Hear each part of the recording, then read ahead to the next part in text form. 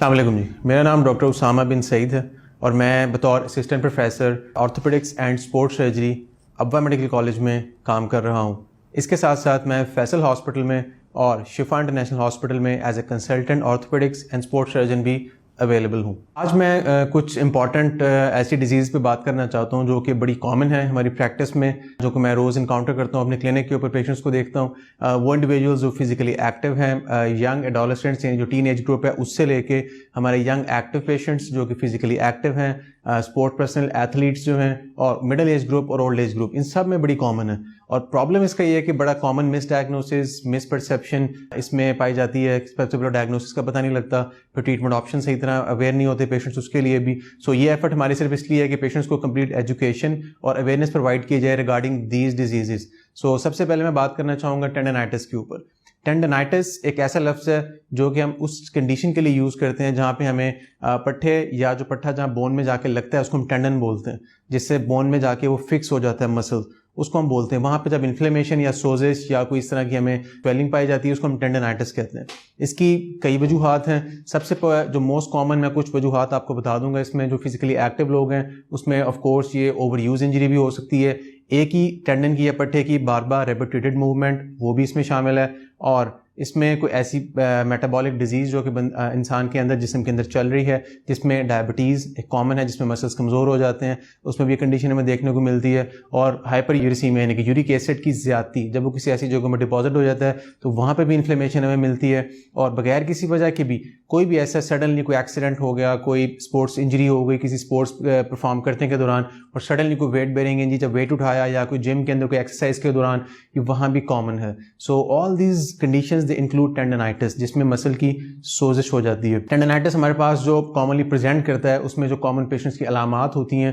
وہ سب سے کامن ہمیں پین کی کمپلینٹ ہوتی ہے، اور پین اس ٹائم پہ ہوتی ہے جب پیشنٹ اپنے اس جسم کے حصے کو یا اس پارٹ کو یا جوائنٹ کو یا مسل کو موو کرتے ہیں، جب اس کی حرکت کرتے ہیں تو پین ہوتی ہے وہاں پہ، اور جب ہم اس کو ایگزامن کرتے ہیں تو ہمیں وہاں پہ سویلنگ بھی ملتی ہے، اور ٹینڈن ایسے یعنی کہ ہاتھ لگانے سے درد بھی ہوتی ہے وہاں پہ۔ تو یہ کچھ کامن علامات ہیں ٹینڈنائٹس کی۔ اور ٹینڈنائٹس کی جو کامن کنڈیشنز ہیں جو کہ ہماری سوسائٹی میں ہم دیکھتے ہیں، جس کی کامن ٹرمز ہیں، جیسے کہ ٹینس ایلبو، گولفرز ایلبو، روٹیٹر کف کا ٹیئر ہو جانا، یا کہ پاؤں کے ہیل کے پچھلے حصے میں درد ہو جانا، جیسے کہ ٹینڈو ایکلیس کے ٹینڈنائٹس۔ اس طرح ڈفرینٹ اور بھی جسم کے حصوں میں یہ کنڈیشن پائی جا سکتی ہے۔ عام طور پہ یہ جو کنڈیشن ہے یہ جوائنٹ کے جو ارد گرد مسل لگتے ہیں ان میں پائی جاتی ہے، جہاں پہ اسٹریس زیادہ آتا ہے، جن کا استعمال زیادہ ہوتا ہے۔ جو میں نے بھی نام لیے ہیں یہ سب سے کامن پرابلم ہے جو کہ ہم انکاؤنٹر کرتے ہیں اپنے کلینک میں۔ روٹیٹر کف یعنی شولڈر کے مسلس، ان کا ٹینڈنائٹس، ٹینس ایلبو یعنی جو ایلبو کے اوپر مسلس لگتے ہیں ان کا ٹینڈنائٹس، ہاتھ کے اوپر جو ریسٹ کے اوپر مسل آتے ہیں، جو کہ ہمارے گھر میں خواتین بہت زیادہ کام کرنے کی وجہ سے چائلڈ بیئرنگ ایجز میں اس میں جو اسپورٹس ایتھلیٹس ہیں ان میں بھی